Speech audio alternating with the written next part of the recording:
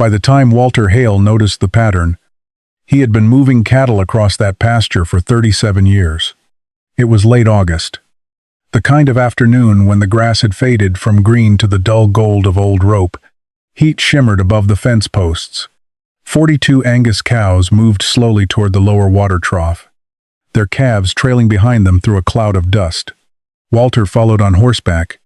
Nothing about the afternoon seemed unusual until the lead cow reached the northwest corner. She stopped, not slowed.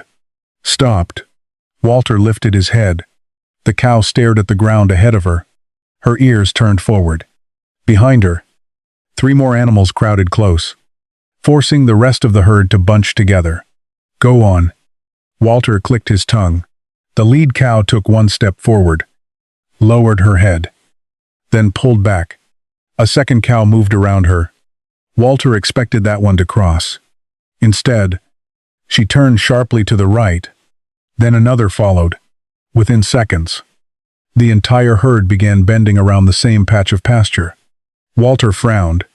There was no fence there, no ditch, no fallen wire, no visible hole, just grass. A roughly oval piece of ground, perhaps 40 feet across, sat between 2 stretches of perfectly ordinary pasture. Walter pushed his horse closer. The gelding reached the edge and slowed. That caught his attention. He dismounted. "What's wrong with you all?" Walter stepped into the grass himself. Nothing happened. The earth held his boots. The grass reached halfway up his shins. Grasshoppers jumped ahead of him. He walked 10 yards into the patch, then stopped. He couldn't have explained why. The ground didn't feel wet, but it didn't feel like the rest of the pasture either. He drove his heel down. The soil gave slightly. Walter crouched and pushed his fingers between the grass stems. The surface was dry. He pulled up a handful of soil. Dark brown. Nothing remarkable. He let it crumble through his fingers. Behind him, the cattle waited. Walter stood and deliberately walked across the entire patch. "Say," he spread his arms as though the animals might appreciate the demonstration. Nothing. The cattle didn't move. Walter mounted again and pushed the lead animals toward the corner.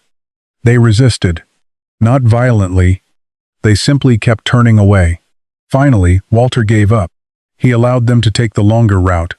The herd immediately relaxed. On a B1, 42 cattle curved around the patch and continued toward the trough. Walter remained behind. From horseback, the pattern was easier to see. The cattle had created a faint, crescent-shaped trail around the corner.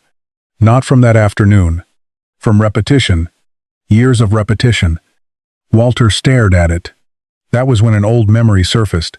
His father had kept cattle on this same ground. Walter had been 17 the first time he helped move them through the northwest pasture. And those cattle had done something similar. He had forgotten about it because his father never treated it as a problem. The old man simply let them go around. Walter could almost hear his voice. "Don't fight an animal when it's trying to tell you something about the ground." Otsiventen. Walter had thought that was just another one of his father's sayings. At 68, standing in the same pasture, it sounded different. He looked again at the grass. Then he noticed something he hadn't seen from the saddle. Most of the pasture was August yellow, but near the center of that corner, several narrow strips were still green. Walter dismounted again. This time he didn't look at the cattle. He looked at the land. The greenest grass followed a shallow curve, not a straight line, not anything a tractor had made. Walter walked along it until the color disappeared beneath the dry pasture. He marked the spot with his boot. Tomorrow, he decided, he would bring a shovel. Because if cattle from 2 different generations had spent decades walking around the same 40 feet of ground, Walter no longer believed. The interesting question was why they refused to cross it. The interesting question was what they had been walking around, and whether it was still there. Walter was back in the northwest pasture before 8 the next morning, but he had not brought the shovel. The decision bothered him more than he expected. He had gone to the machine shed after breakfast, taken the old spade from its hook, and carried it halfway to the pickup before stopping. His father's voice had stayed with him all night. Don't fight an animal when it's trying to tell you something about the ground. Walter had spent 37 years working this farm by solving problems quickly. A ditch held water. He opened it. A fence sagged. He tightened it. A hole appeared. He filled it. But the corner wasn't a problem yet. It was only a question. And Walter had learned enough over the years to know that digging too early could destroy the very thing you were trying to understand. So the shovel stayed in the shed. Instead, Walter brought Daniel. His son climbed out of the pickup carrying a coffee mug and looking as though he had already decided this would take 5 minutes. Walter pointed across the pasture. Right there. Daniel followed his finger. The morning sun had burned most of the dew from the higher grass, but the northwest corner still looked almost exactly as it had the day before. No hole. No standing water. No fence. Nothing that should stop a 1,200-pound animal. Daniel walked toward it. This is what they wouldn't cross? All 42. Daniel stepped into the patch. He walked through the center, turned around, and walked back. Then he stamped one boot against the ground. Feels like dirt. Walter said nothing. Daniel took another sip of coffee. Maybe something spooked them there. More than once? Could be. Every time? Daniel shrugged. Cows remember things. Walter looked toward the herd grazing farther down the pasture. That's what bothers me. Daniel glanced at him. What? Walter pointed toward the faint crescent in the grass. They remember going around it. The trail was easier to see in the low morning light. Years of hooves had pressed a shallow curve around the corner, not deep enough to look like a road, but too consistent to be accidental. Daniel studied it for a moment, then shrugged again. Once a few cows start using a path, the others follow. Calves follow their mothers. New animals follow the herd. After enough years, you've got a trail. It was a good explanation. Walter knew that. In fact, it was probably the explanation he would have given anyone else. Cattle did not need complicated reasons. Mud, loose footing, flies, a strange smell, a bad experience. Sometimes nothing more than habit. A temporary preference could become a permanent root, simply because one generation followed another. Daniel looked at his father. Dad, cows are just cows. Walter almost smiled. Usually. He opened the gate to the holding lot. Help me bring 12 up. Daniel lowered his coffee. You're testing them? I'm watching them. That sounds like testing them. Walter ignored him. They separated 12 cows from the herd and moved them slowly toward the northwest corner. Walter deliberately approached from a different angle than he had the previous afternoon. If the animals were simply following the familiar trail, he wanted to see what happened when they reached the strange ground somewhere else. The first cow walked steadily forward, 20 feet from the patch. Nothing changed. 10 feet. Nothing. Then she reached the edge.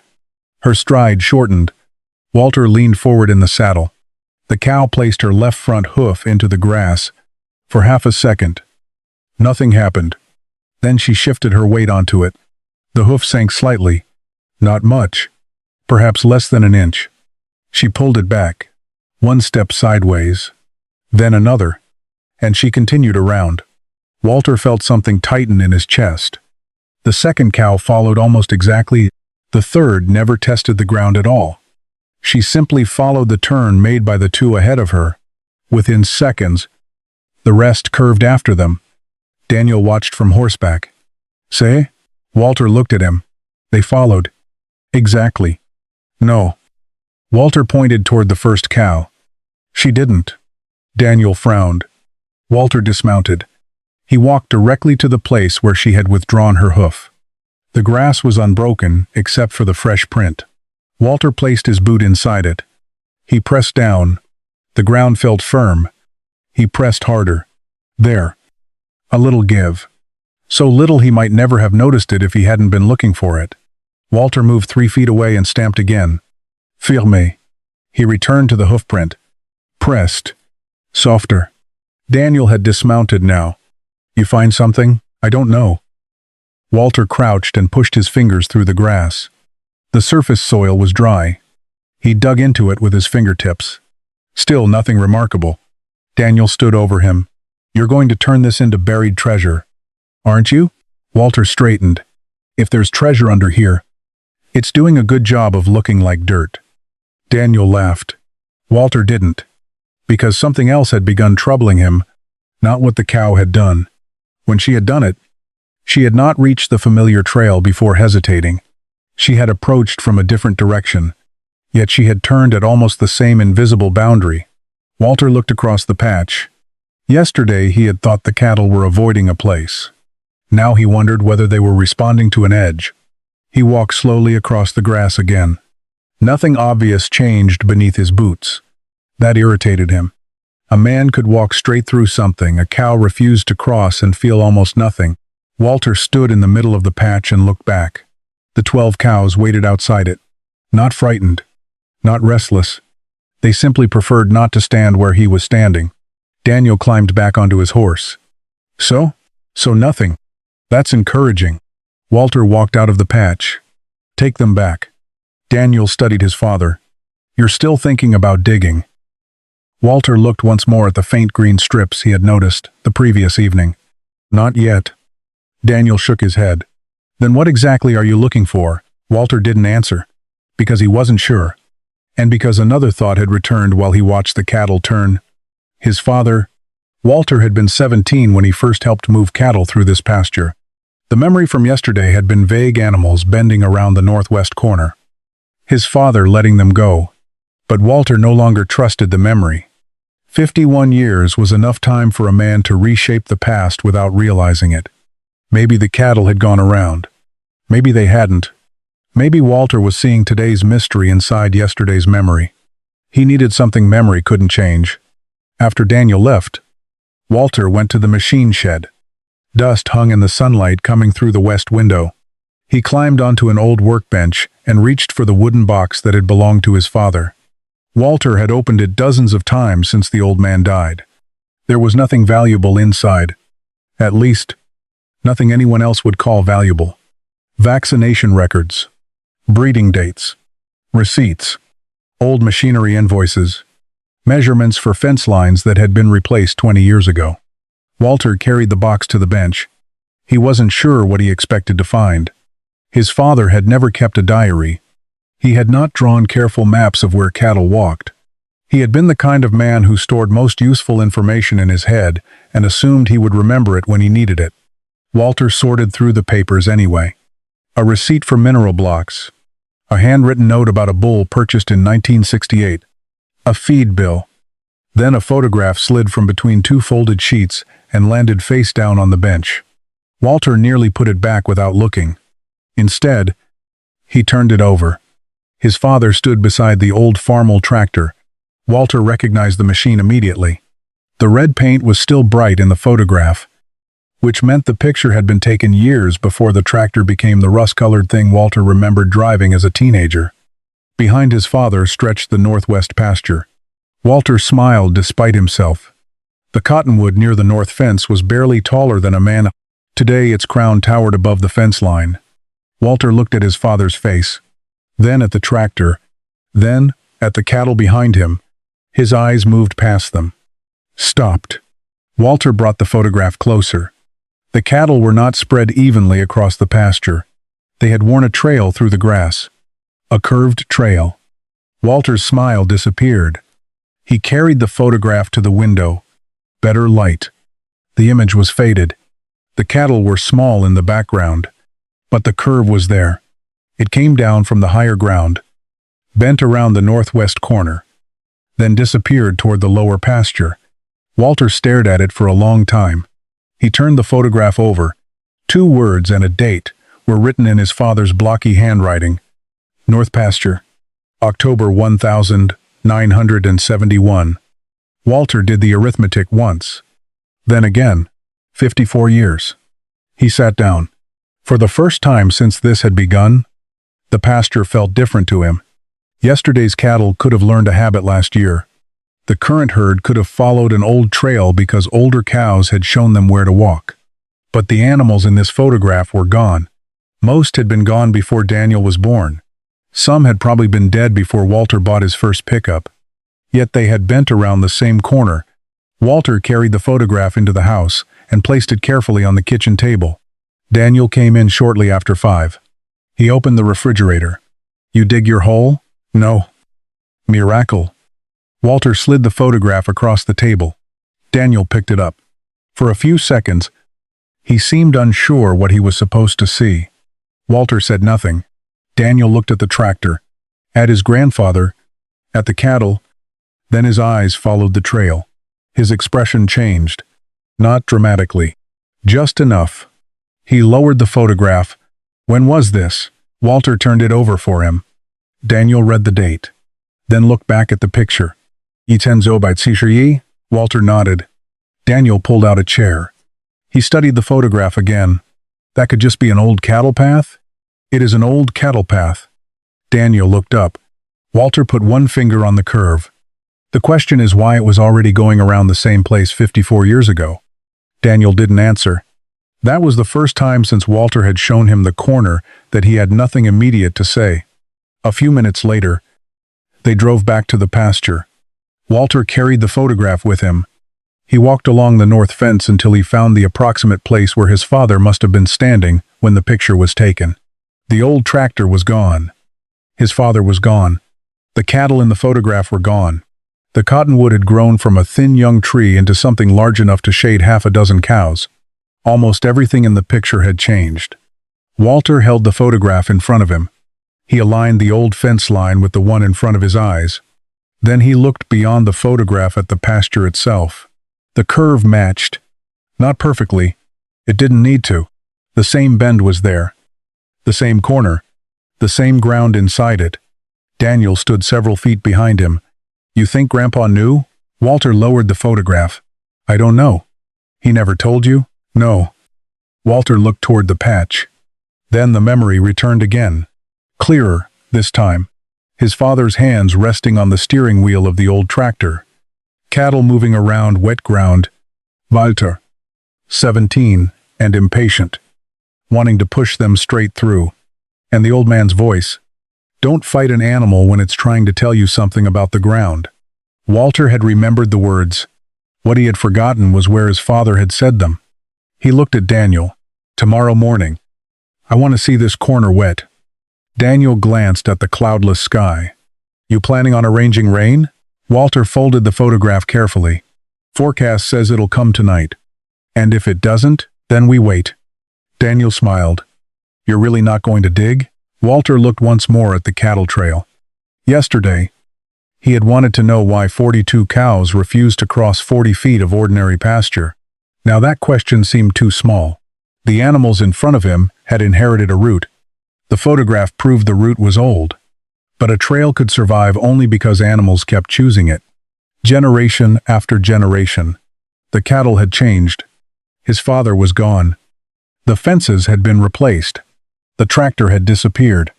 Even the tree in the photograph had grown beyond recognition. Yet the curve remained. Walter slipped the photograph into his shirt pocket. No, he said, not yet. Because before he put a shovel into that ground, Walter wanted to know one thing, whether the cattle had been remembering the path for 54 years, or whether the ground had been reminding them. The rain came shortly after midnight. By sunrise, Walter's gauge held 0.6 of an inch. Enough. He entered the northwest pasture, carrying 4 wooden stakes and a steel fencing rod. The photograph from 1971 stayed in his shirt pocket. Walter began 20 yards from the corner. He pushed the rod into ordinary pasture. 8 inches. The soil stopped him. He pulled it free. Moved 10 feet. And tried again. 7 inches. Then 9. Walter drove the first stake. He moved toward the place the cattle avoided. The rod went down. 12 inches. Walter stopped. He pulled it out and tried 3 feet away. 14. Another spot. Nearly 16. Walter looked toward the herd. The cattle were grazing below the hill. Nowhere near him. He tested again. Sama result. The difference wasn't something an old photograph could invent. The ground inside the curve was softer. Walter spent the next 2 hours making holes. He did not choose only places that supported his suspicion. He tested both sides of the cattle trail, then crossed it again from another direction. By the 23rd hole, A pattern had emerged. Outside the curve, the rod met resistance quickly. Inside it, the steel consistently traveled deeper. Walter crouched beside one hole and touched the soil clinging to the rod. Dark, cool, moist, yet there was no standing water anywhere. The rain had already begun disappearing from the higher pasture. Here, the ground was holding it. Walter stood. That was when he saw the grass. Yesterday, he had noticed only a few green strips. Wet? They became easier to follow. A narrow band entered near the north fence, curved through the corner, widened slightly, then faded toward the southwest. Walter walked along it. It wasn't straight enough to be an old road, too broad for a buried pipe, and it did not follow any fence, he remembered. It looked almost like— Walter stopped himself. Naming something too early was a good way to stop seeing it. He pushed the rod down again, deep. Behind him came the sound of a pickup door. Daniel crossed the pasture. "You've been stabbing the ground all morning? 27 times? That's supposed to make it confess?" Walter handed him the rod. "Push it there." Daniel did. The steel stopped quickly. "Now 3 feet this way." Daniel pushed again. The rod sank almost twice as far. His grin disappeared. He tried both spots again, then looked at Walter. "What does that mean?" "I don't know." Walter pointed along the green curve. "But it means the cows aren't the only thing behaving differently here." Daniel stared toward the north fence. "So now you dig?" Walter almost said yes. Then he looked at the wet soil on the rod. Not yet. The cattle had given him a boundary. The rain had made it visible. Before he destroyed that boundary with a shovel, Walter wanted to know whether the difference stopped at the grass or continued beneath it. He pulled a hand auger from the pickup. Outside the curve, brown topsoil gave way quickly to lighter, firmer earth. Then he bored inside it. Brown. Then darker soil appeared farther down. Walter laid the two cores side by side. Daniel crouched. Neither man spoke. On the surface, the pasture looked like one piece of land. Underneath, it wasn't. Walter looked toward the faint green curve, disappearing beneath the grass. Tomorrow, he would bring the shovel. This time, he knew exactly where to put it. Walter put the shovel into the ground at 6:40 the next morning. Not in the center. At the edge. Yesterday, the rain and steel rod had shown him where ordinary pasture seemed to end. Now he wanted to know whether the boundary existed below the grass. Daniel arrived carrying 2 buckets. "You finally decided to dig?" Walter pushed the blade through the roots. "I decided where to dig." The first 6 inches gave him nothing unusual. Roots. Dark, topsoil. A beetle scrambling from the broken earth. At 12 inches, the soil became firmer. Walter widened the hole, removing each layer carefully instead of throwing everything into one pile. Daniel watched. Still dirt? Still dirt. At 18 inches, Walter's shovel lifted a heavy clod. He broke it open. The outside was brown. The center was darker, cooler. Walter pressed it between his fingers. It held together. He placed it in one bucket. Then he walked 20 feet beyond the cattle trail and dug another hole to the same depth. That soil crumbled more easily. Lighter. Drier. Daniel crouched between the samples. "All right." Walter looked at him. "What?" "They're different." That was all Walter needed. He returned to the first hole and went deeper. Near 2 feet, brown began giving way to patches of gray. Daniel leaned closer. "What makes dirt turn gray?" "Water can." "So there is water under us." Walter shook his head. "That's not what I said." He had seen similar colors in ground that stayed wet long enough to change the soil beneath the surface. But one hole proved very little. So Walter dug another 10 feet along the green curve. The same darker layer appeared. Then a third. Again. Different depths. Same pattern. Walter stood and wiped the shovel blade against the grass. 3 wet pockets could still be coincidence. Unless they connected. He stretched a string between 2 stakes, perpendicular to the line the cattle avoided. Daniel looked at it. "What now?" "We find the other side." Instead of digging another hole, Walter opened a narrow trench. Outside the strange ground, the profile was familiar, dark topsoil over dense brown earth. Then, moving inward, the brown layer began to dip. The darker material above it thickened. Near the center, gray mottling appeared again. Walter stopped. The change was not vertical. It had shape. He continued across. Several feet later, the darker layer began thinning. The brown soil rose again. By the time he reached the opposite stake, the profile looked almost normal. Walter climbed out of the trench.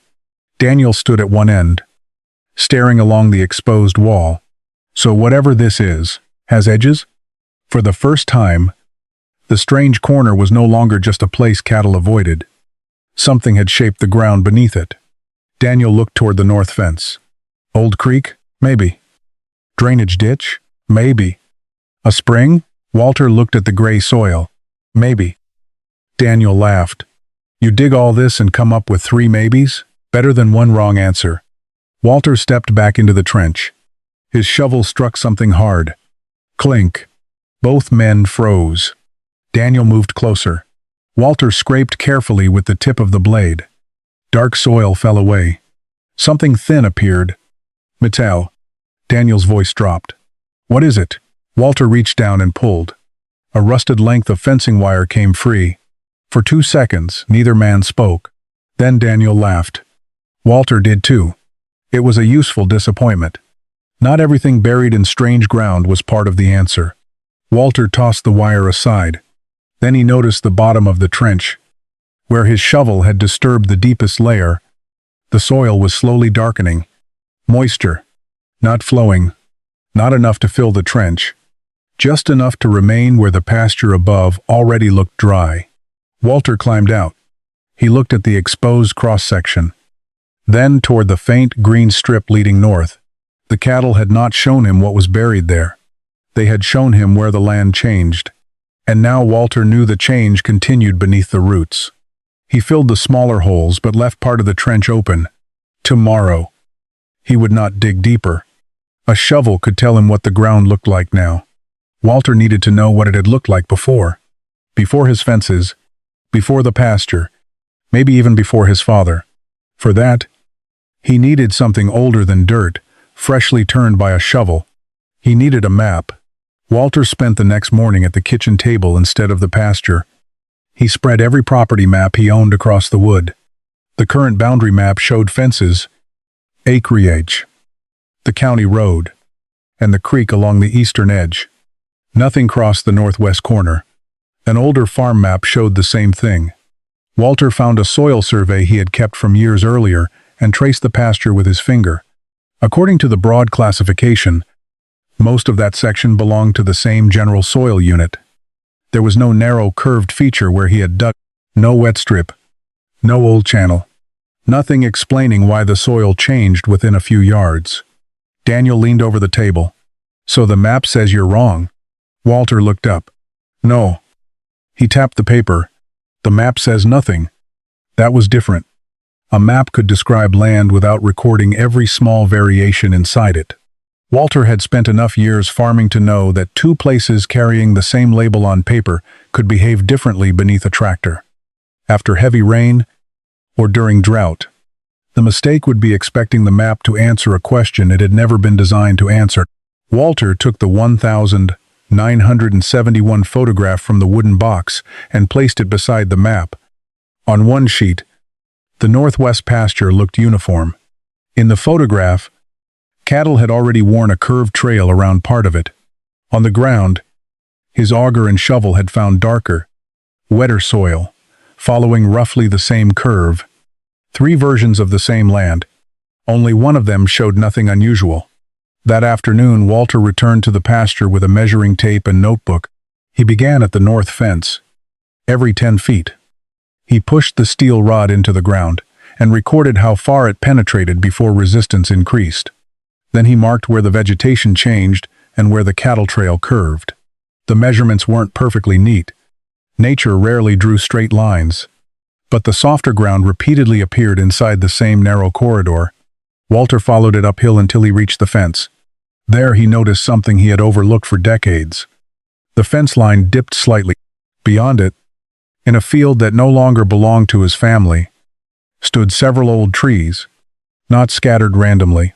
They formed a loose line. Walter climbed onto the bottom fence rail. The tree line curved toward his pasture. He looked behind him. The curve pointed almost directly toward the strange corner. For the first time, Walter could see the feature as something larger than 40 feet of troublesome grass. Perhaps the corner wasn't the beginning of anything. Perhaps it was only one surviving piece of something that had once crossed several fields. He walked the boundary until he found an old fence post nearly swallowed by the earth. Beside, it was a shallow depression. Walter scraped away leaves with his boot. The soil underneath was still damp. Daniel arrived later in the pickup. Walter showed him the tree line. "You think water came through there?" "I think something did." "Then why isn't it on the map?" Walter folded the paper he had carried from the house. "Because we're asking the map to remember everything." He pointed toward the trees. "Land remembers differently." Daniel looked unconvinced. Walter didn't blame him. A line of old trees was not proof of a buried watercourse. Softer soil wasn't proof either. Neither were cattle trails. Separately, every clue had another possible explanation. Together, however, they were beginning to form a question Walter could no longer ignore. That evening, he visited the oldest neighbor still living on the road. Earl Mercer was 86 and had grown up less than 2 miles away. Walter brought the faded photograph. He placed it on Earl's table and pointed to the northwest corner. "Do you remember anything about this ground?" Earl stared at the photograph for a long time.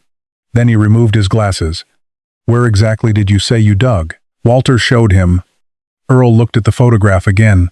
His expression changed. "When I was a boy," he said slowly, "your pasture didn't look like that." Walter leaned forward. Earl placed one finger on the curved cattle trail. "There used to be water through there." And suddenly the blank space on Walter's map had a history. Walter didn't interrupt. Earl Mercer kept one finger on the photograph. "There used to be water through there." "What kind of water?" "Nothing you'd call a creek." Earl leaned back. "Not most of the year." That distinction mattered. Walter unfolded the property map and placed it beside the photograph. Earl barely looked at it. Instead, he turned the old picture until north faced him. "Your father ever tell you about the wet spring of '58? Walter shook his head. Earl smiled faintly, probably because he was too busy surviving it. Before the fields had been leveled and drainage improved, Earl explained. Runoff from higher ground, north of Walter's property, used to follow a shallow depression through several farms during dry summers. It could disappear completely. After snowmelt or weeks of rain, water returned, not as a proper stream, more like a broad, slow ribbon of saturated ground. You could walk across it, Earl said, but you didn't drive through it unless you wanted somebody bringing a tractor to pull you out. Walter thought immediately of the cattle. Did livestock avoid it? Sometimes. Why? Earl shrugged. Soft footing. Probably. Mud when it was wet. Maybe they learned where not to step. No mystery. No supernatural instinct. Just animals responding to ground conditions repeatedly enough that a preferred route could persist. Walter showed him the curved trail in the photograph. Earl studied it. That could be the edge. Could be? I was a kid. Walter. Don't turn my memory into a survey. Walter smiled. That was exactly the answer he needed. A memory was a clue, not proof. What happened to the water? People changed the land. Earl described drainage work. Fields being reshaped. Culverts installed along roads. Depressions filled where machinery needed firmer access. No single project had erased the old wet corridor. Dozens of small changes had altered how water moved through it. Your dad filled part of something back there too, Earl added. Walter looked up. My father? That's how I remember it. Walter had never heard that. Earl pointed toward the northwest corner. Ask me exactly where and I couldn't tell you. Walter folded the map. But before leaving, he asked one more question. If the old drainage disappeared, why would the ground still be different? Earl shook his head. That one's for somebody who knows more about soil than I do. Walter drove home slowly. The answer bothered him all afternoon. A channel could be filled. A surface could be leveled. Grass could cover everything. But filling a depression did not necessarily make the soil beneath it identical to the higher ground around it. That evening, Walter returned to the corner. He stood inside the cattle trail and tried to reconstruct what Earl had described. North of him, the old tree line. Under him, darker, wetter soil. Behind him, the curved cattle path visible in a photograph from 1971. Walter walked toward the north fence. This time he paid attention to elevation rather than vegetation. The difference was almost invisible, but the land dropped gently toward the corner. He turned and followed the depression southwest. 20 yards. 30. Then it faded. Walter went to the shed and returned with stakes. He placed one where Earl's remembered wet corridor might have entered the pasture, another where his soil test changed, a third where the cattle trail bent hardest. Then he stepped back. The stakes formed a curve. Walter felt the first real excitement since he had begun investigating. But he stopped himself. He still had only pieces. Animal behavior, soil moisture, a photograph, an old man's memory, a faint change in topography. Every piece pointed in roughly the same direction, but none alone proved what lay beneath the grass. So Walter decided on a test that would be harder to argue with. Until now, he had dug holes inside the strange ground. Tomorrow, he would dig straight across it from normal soil on one side. Through the ground the cattle avoided, and back into normal pasture on the other. If Earl's memory was right, the soil itself should show Walter where the old wet corridor began. And where it ended? The next morning, Walter stretched a string between two stakes. 48 feet. Then he sharpened his shovel. This time he wasn't digging for something buried in the pasture. He was digging for the shape of the pasture that had existed before him. Walter did not dig across the corner again. He already knew it had edges. What Earl had given him was a larger question. If the strange soil was part of the old wet corridor he remembered, then the 40 feet the cattle avoided should not exist by itself. It should lead somewhere. At sunrise, Walter stood beside the north fence with the 1971 photograph in one hand and 3 rolls of orange marking flags in the other. Daniel arrived behind him. "New shovel. In the truck." "I'm impressed." Walter pointed beyond the fence.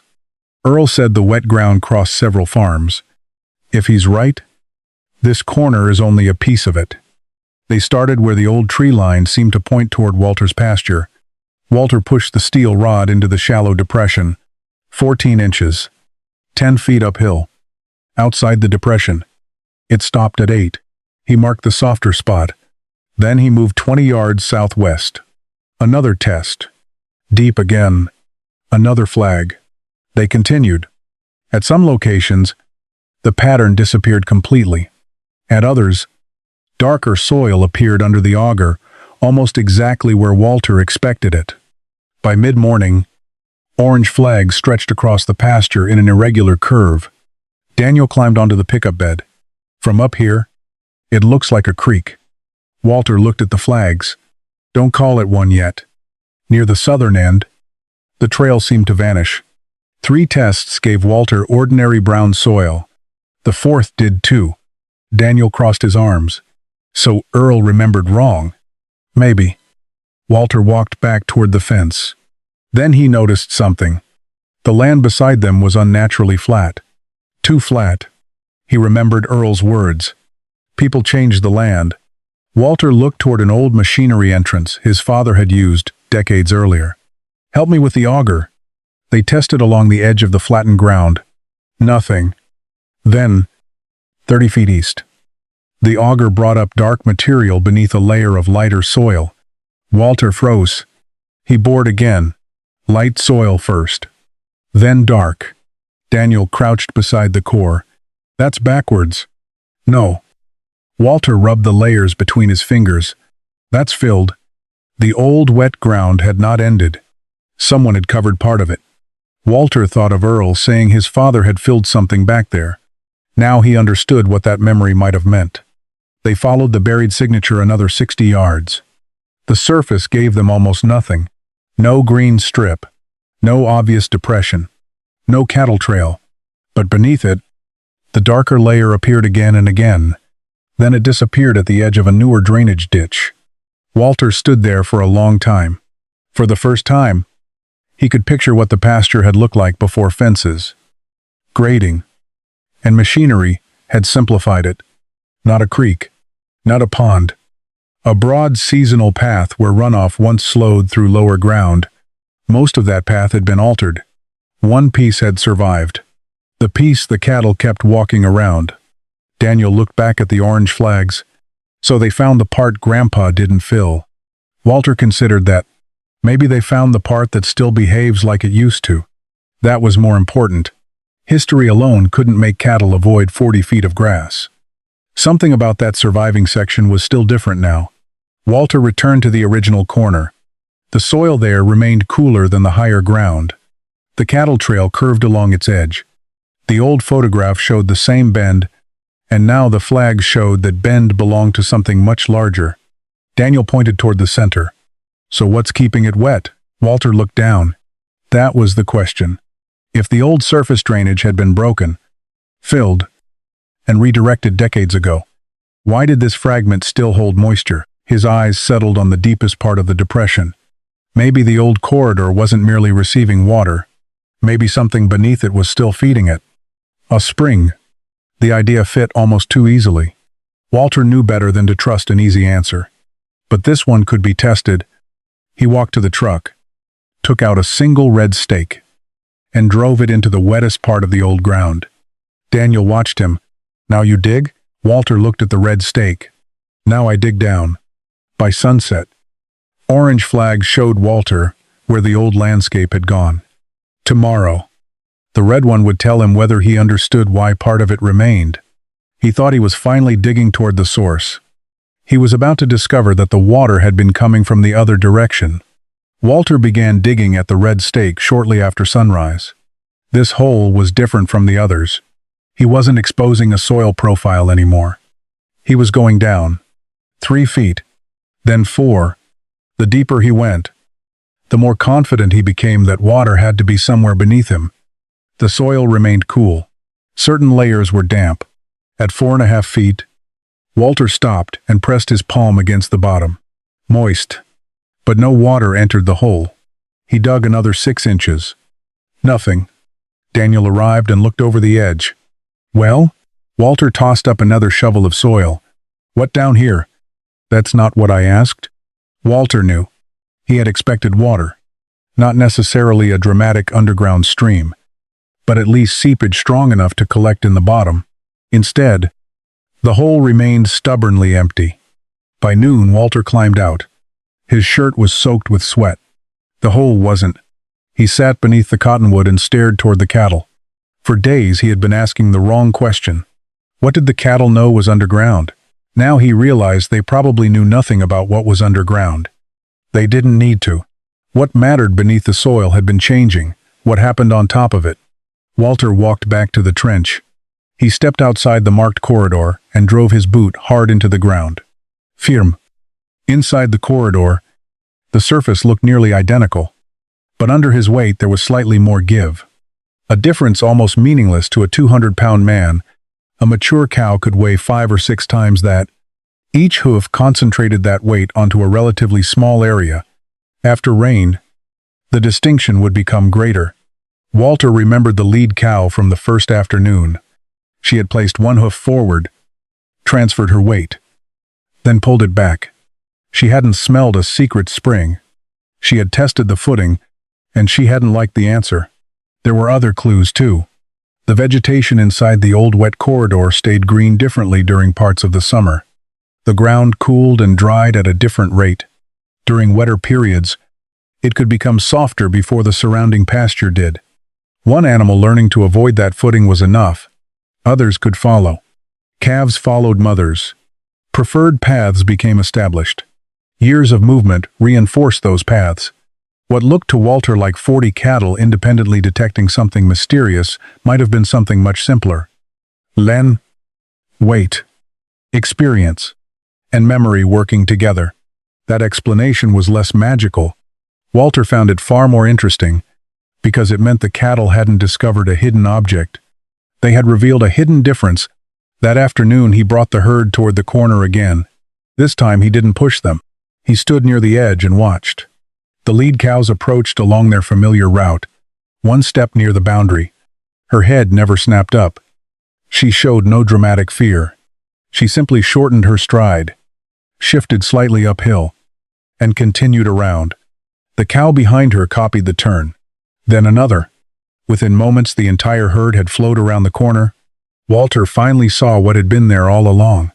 No panique. No invisible force. Just preference. Repeated often enough to become a trail. Daniel stood beside him. So they don't know there's water. Walter looked toward the deep hole he had spent half a day digging. No. Then they didn't find anything. Walter shook his head. They found the part I wasn't paying attention to. He pointed toward the 2 rows of stakes marking the buried corridor. The map made this look like one pasture. I treated it like one pasture. Same grazing. Same traffic. Same assumptions. He paused. But it isn't one piece of ground. Daniel looked at the cattle disappearing toward the trough.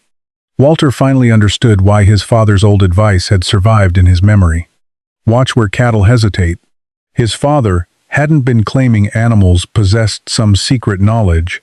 He had been teaching Walter where to begin observing. That evening, Walter filled the deep hole back in. He no longer needed to chase an underground spring. The more important question had changed. If this narrow strip stored and released water differently from the surrounding soil, then perhaps the problem wasn't how to make the cattle cross it. Perhaps the mistake had been trying to make this corner behave like the rest of the pasture at all. And that question would change what Walter did next. For 2 days, Walter couldn't stop thinking about the empty hole. He had dug where the soil was wettest because he expected the simplest answer, water below. But the hole had given him damp earth and nothing more. That failure forced him to look outward instead of downward. The next rain came on Thursday. Walter was waiting for it. Before the first drops fell, he placed 3 empty feed pans across the pasture and marked 6 locations with stakes, 2 above the strange corridor, 2 inside it, and 2 below. Then he went home. By late afternoon, the rain had become steady. Walter returned wearing an old canvas coat. He didn't dig. He watched. At first, nothing happened. Rain disappeared into the grass everywhere. 20 minutes later, thin sheets of runoff began moving from the higher ground near the north fence. Most were almost impossible to see unless Walter crouched low. Then one caught his attention. Water coming from above the pasture reached the shallow depression near the old tree line. It slowed, spread, and entered the corridor he had marked. Walter followed it downhill. There was no stream, no channel carrying visible flowing water. Instead, the old depression acted more like a shallow basin. Water spread across it and soaked downward. Daniel arrived in the truck and found his father standing in the rain. "You finally find your spring?" Walter pointed uphill. "I found where I went wrong." Daniel watched the runoff. "The water's coming from up there. Some of it." Walter kicked at the saturated grass. "I kept thinking the wetness had to come from below." He looked toward the red stake where he'd dug the deep hole. "But this ground may be wet because of what happens when water reaches it from above." That changed the mystery. The buried feature wasn't necessarily supplying water.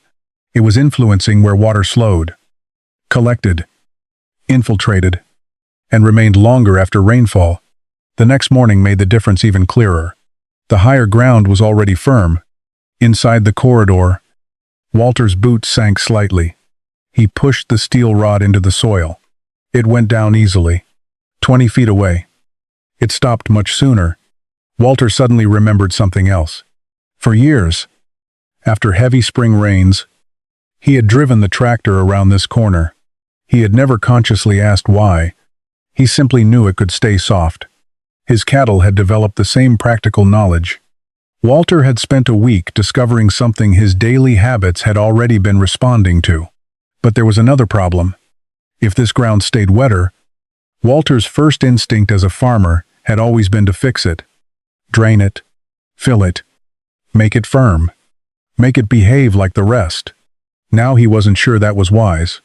He walked to the lowest part of the corridor and pulled up a clump of grass.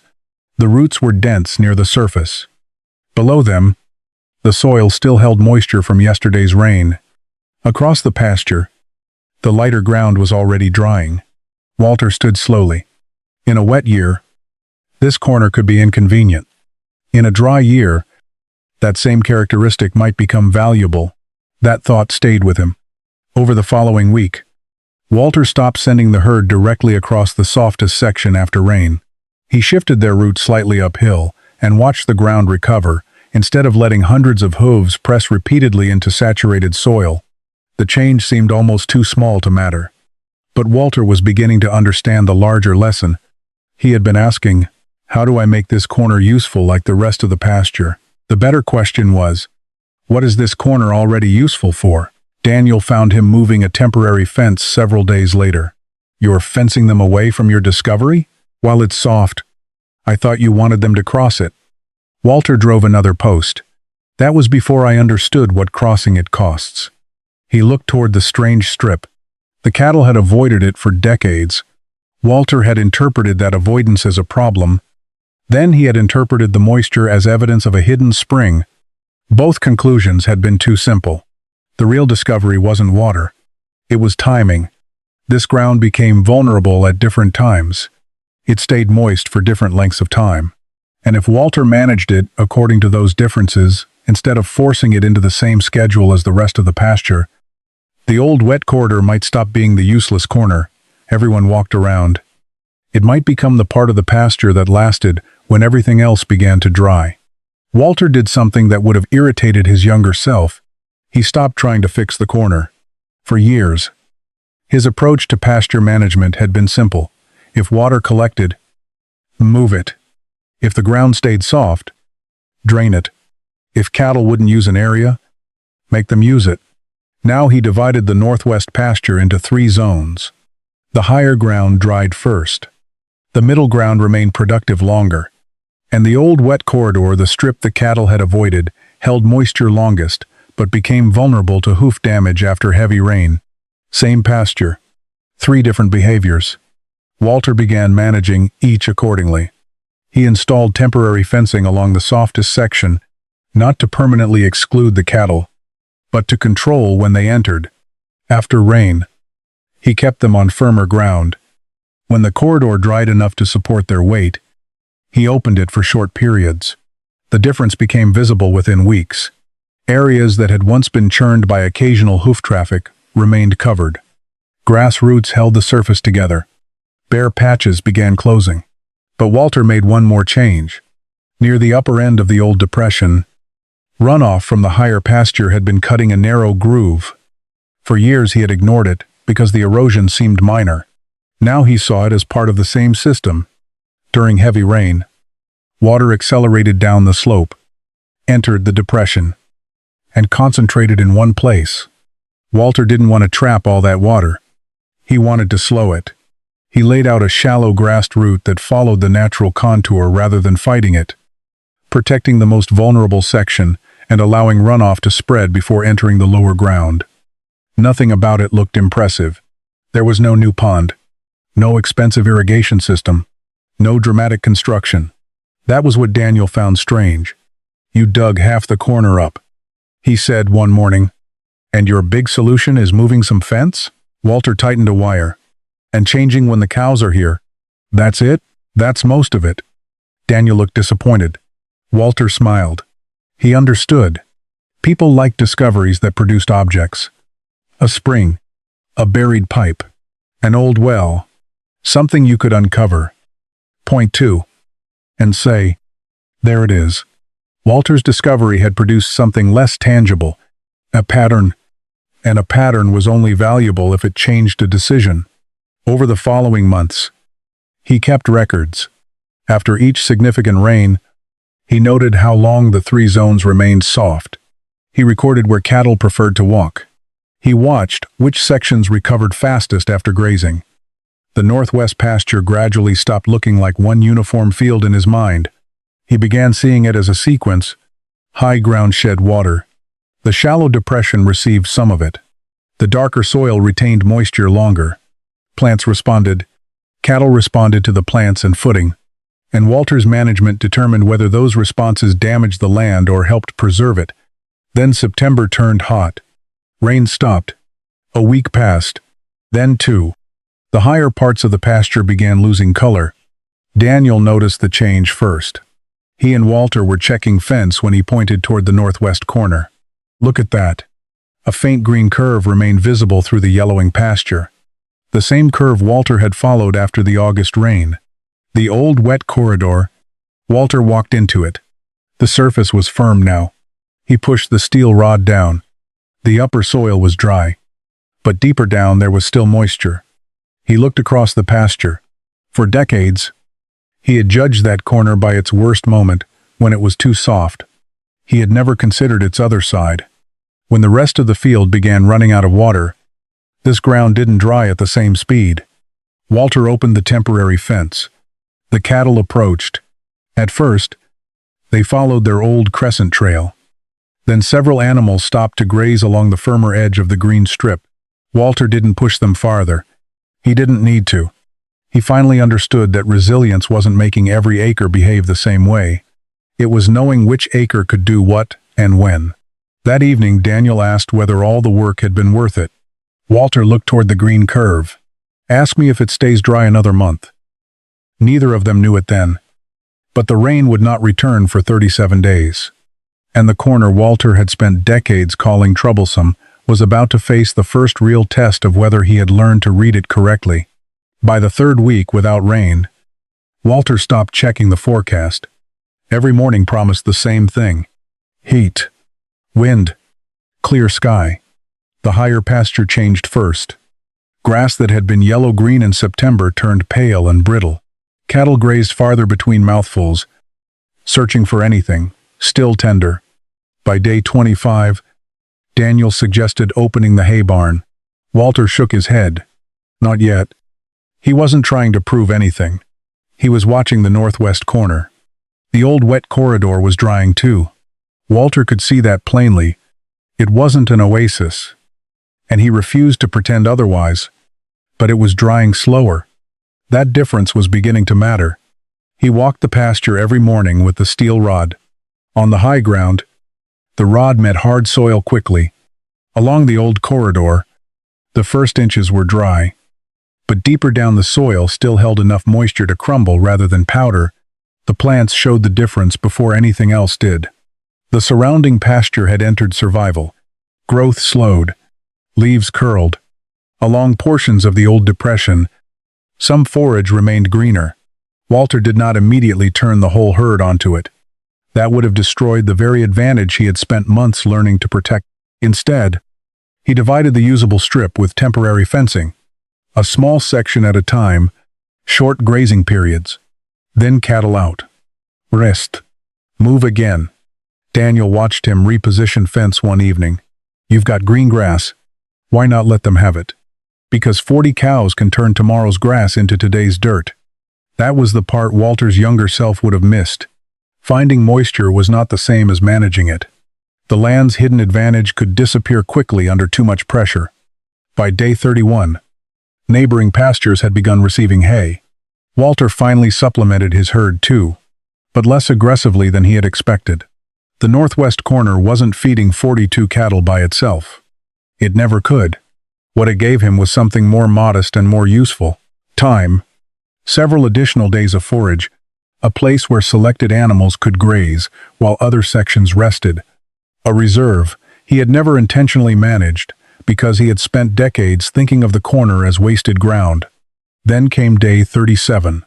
Walter walked out before sunrise. The air smelled different.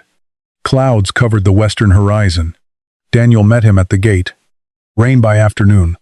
Walter nodded. They stood looking across the pasture. Most of it was brown. Through the northwest corner ran a faint, irregular green curve. Daniel pointed toward it. If the cows hadn't avoided that place, Walter finished the thought, we would have kept treating it like everything around it. The cattle were already grazing near its edge, not standing belly deep in miraculous grass, not drinking from a hidden spring, just taking advantage of forage growing on soil that had held moisture longer because the landscape moved and stored water unevenly. Walter preferred the truth. It was more useful than the legend would have been. The first drops arrived shortly after 3. Walter went outside instead of staying under the porch. Water darkened the dust. Within minutes, runoff began moving from the higher ground. This time he knew where to look. He watched thin sheets descend toward the northwest pasture, slow near the old depression, spread through vegetation, and disappear into soil. The corner was showing him the entire process. Rain, slope, soil, plants, animals, management. Nothing operated alone. Walter thought about the deep hole he had dug weeks earlier. He had been searching for one hidden thing that would explain everything. There hadn't been one. The real secret was a relationship between things he had always seen separately. Daniel joined him in the rain. So what are you going to call it? Call what? That strip. Walter considered it. The wet corner. The old drainage. The cattle line. None sounded right. Finally, he shook his head. Nothing. Daniel laughed. 37 years farming it. 2 months studying it. And you're not naming it? Walter watched the cattle standing safely on the higher ground, while rain soaked the protected corridor below. I don't need to name it. He paused. I just needed to stop calling it useless.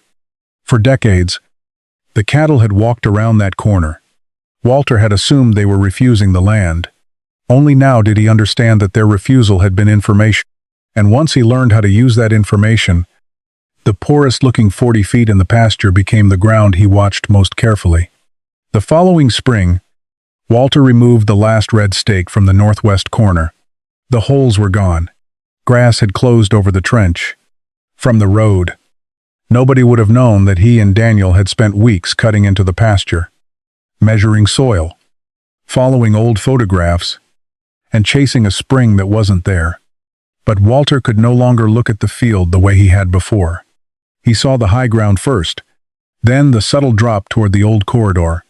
He saw where runoff would slow after a hard rain, where the soil would remain vulnerable longer, and where moisture might persist. When summer turned dry, the pasture hadn't changed. His understanding of it had. That morning, Daniel opened the north gate and brought the cattle through. Walter stood near the corner. The lead cows approached the familiar crescent path. For a moment, he wondered whether anything would be different. It wasn't. The first cow reached the edge of the old wet ground and shifted slightly uphill. The second followed. Then the herd curved around it, exactly as it had for years. Daniel looked at his father. They're still avoiding it. Walter smiled. Some habits make sense. Months earlier, he would have pushed them. Now he simply watched. The corridor had received several days of spring rain. Walter knew the surface looked sound, while the soil beneath was still soft enough that repeated hoof traffic could damage it. The cattle were making the choice he would have made himself. That was the part that stayed with him. They had never shown him a hidden treasure. There had been no underground river, no buried well, no miracle beneath the grass. What they had shown him was a boundary, a place where one kind of ground became another. Walter walked toward the old cottonwood. He carried the faded 1971 photograph in his jacket. His father stood beside the red tractor, forever young, inside the cracked image. Behind him, cattle curved around the same piece of land. Walter finally understood why his father had never forced them across. The old man probably hadn't known everything beneath that corner either. Maybe he hadn't needed to. He had understood something Walter had taken decades to relearn.